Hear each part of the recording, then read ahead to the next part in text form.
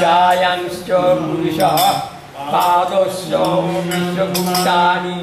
विपादस्य मृतं दिवि विवादुर्यं मुदयः पादस्य अभवत् पुनः ततो विश्वं वक्रामत् शासनान शनिव भि तस्माद्विरञ्जायतु विराजोऽधिपुरुषः स जातो अन्तरिक्षत पश्चाद्भूमिमधुपुरः यत् पुरुषेण विशा देवाजन्मतन्वत वसन्तो स्याद्राज्यं ग्रीष्ममिदं सशरद्भिः सप्तस्यासनपरिधयः ईशांसुविदर्पिताः